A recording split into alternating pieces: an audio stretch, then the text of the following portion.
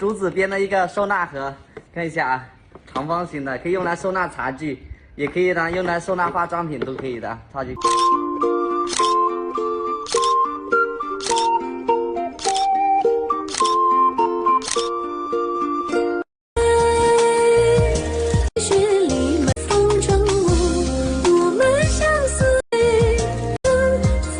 会有人给你个 feel 吧？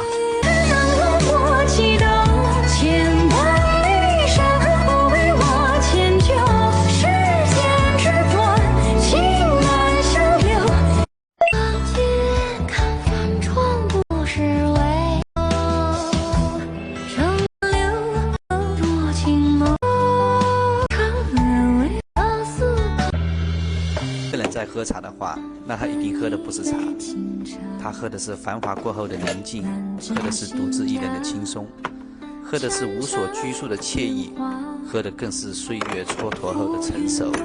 雨土细雨白，风风雨雨会过去，命运握在你手里。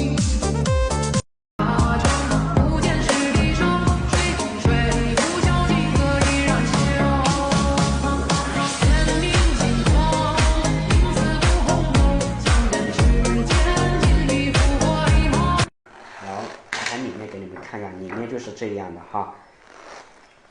这款套箱呢，它是一个20哈，所有18式的内容去下单哈，短信里面去。然后咱们把我们这个是木头做的，其实我们竹编工艺的这个盒子来的话，口袋还要划算啊。你们又不是买不起，其实用习惯了塑料的朋友，以自己的品味、生活品质，你看到就会很开心，就很赏心悦目。做了双层的洗面，放个收纳盒，化妆品。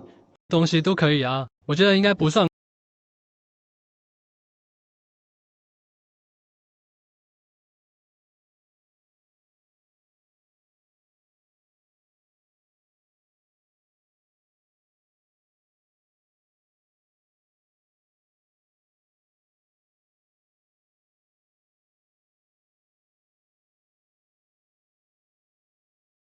这么相爱，好。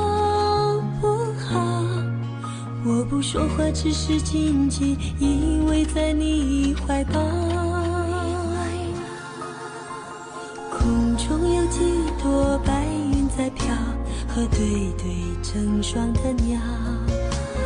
我们相偎。小妹，姐姐给你做好啦。